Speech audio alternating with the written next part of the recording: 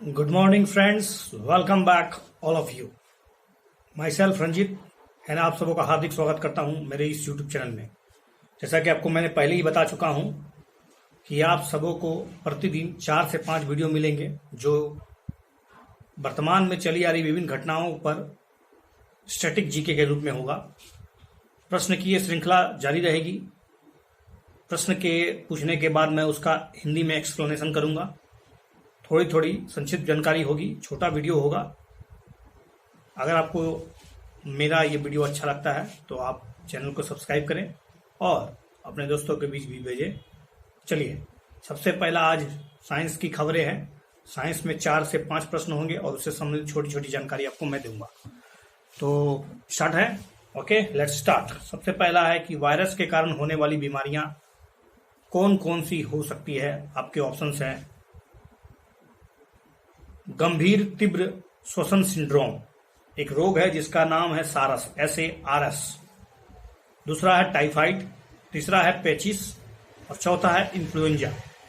तो ये क्या वायरस से, इनमें से कौन कौन सा वायरस से होता है? तो आपको पता होगा कि वायरस से होने वाली बीमारियां जो होती है वो टाइफाइड नहीं हो सकता है। तो टाइफाइड तो हुआ नहीं। और रही बात इन्फ्लुएंजा, वो भी वायरस से होता है। और सारस तो अभी पता ही है, चर्चा में खूब था। और कोविड-19 वायरस से ही हो रहा है। तो आपको पता होगा कि जुखाम, फ्लू और ज्यादातर जितनी भी खांसियां होती है वो आमतौर पर वायरस के द्वारा ही फैलती है। एक सारस है, दूसरा पोलियो है, चिकन पॉक्स है, ये भी वायरस की तरह होता है। जबकि पेचिस और मलेरिया ये जो है प्रोटोजोआ के द्वारा होता है। पेचिस और malaria that is spreaded by protozoa, while जबकि टाइफाइड और तपेदिक जिसको टीबी बोलते हैं वो बैक्टीरिया के कारण होता है।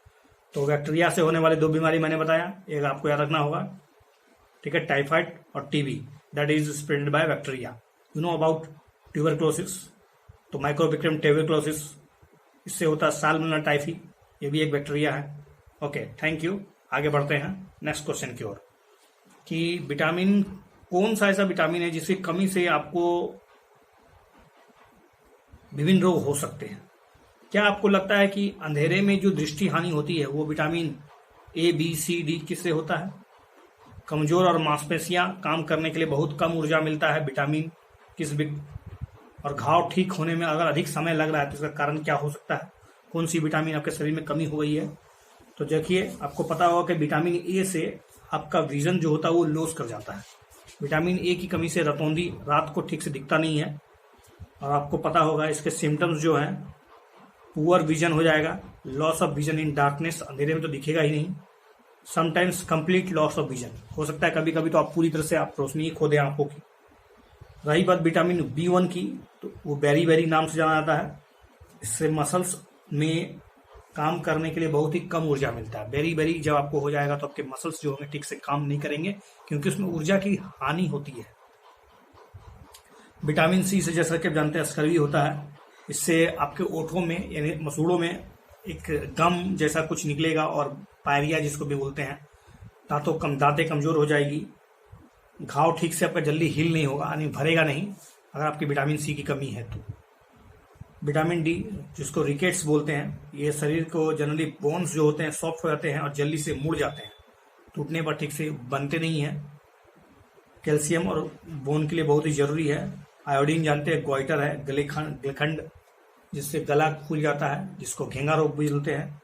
और आयरन की कमी से एनीमिया रोग होता है, रक्त की कमी, इससे वीकनेस फीलिंग होगा, चक्कर आएगा, डिजीनेस जैसा लगेगा आपको। और आयरन की गोली महिलाओं को, खास करके गर्भवती महिलाओं को दिया जाता है ताकि उन्हें कमजोरी जैसा फीलिंग ना हो। तो आपने समझा कि किस प्रकार से विभिन्न बीमारियां होती हैं और बीमारियों के कारण किस प्रकार से कौन सी आपकी डेफिशिएंसी है उसको आपको जानना है। और उस बीमारी को दूर करने के लिए क्या क्या आपको सेवन करना चाहिए जो आपको फूड के माध्यम से लेना पड़ेगा। तो मुझे आप बताइए कि अगर आपको रिकेट्स होता है तो आपको कौन से स्रोतों का इस्तेमाल करना पड़ेगा, कमेंट सेक्शन में लिखिए। चलिए, अगला है टोटल पोलर कंपाउंड्स, कुल ध्रुवी यौगिक, TPC। अभी हाल में चर्चा में था TPC, और चर्चा में हमेशा रहेगा क्योंकि आजकल जो हार्ट अटैक की उसकी संभावना लगातार बढ़ती जा रही है। TPC वास्तव में टोटल पोलर कंपाउंड, देखिए जब आप तले हुए चीज खाते हैं, चाट, पकोड़ा, पकौड़ी, गर्मा गर्म तला हुआ पापड़ और ये पुआ, पकावन, ये जो छान छान के आप खाते हैं और उसी तेल को अगर बार बार इस्तेमाल करते हैं तो टोटल पोलर कंपाउंड्स की जो मात्रा होती है वो लगातार बढ़ती चली जाती है। इसलिए सलाह दी जाती है कि तले हुए चीज़ों का कम से कम सेवन किया जाए ताकि टोटल पोलर कंपाउंड के शरीर में ना जाए, क्योंकि इससे घातक रोग खास करके हृदय से संबंधित कोलेस्ट्रॉल जैसी बीमारियां और भी तीव्र गति से बढ़ रही है।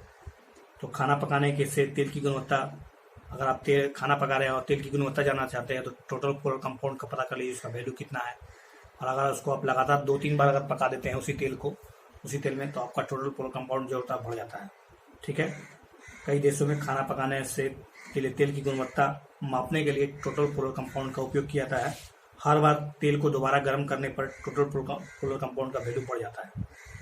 खाना पकाने के तेल में टोटल पोलर कंपाउंड का उच्च स्तर उच्च रक्तचाप, जिसको ब्लड प्रेशर बोलते हैं, अल्जाइमर जैसे रोग, यकृत आपका डैमेज हो सकता है।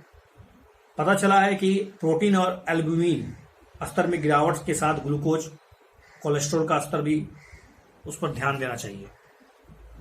FSSAI आपको फसाई foods standard security authority of India के नियम के अनुसार TPC की अधिकतम स्वीकार सीमा जो है अभी 25% निर्धारित की गई है, जिससे अधिक से तेल का उपयोग करना आपके लिए ठीक नहीं होगा।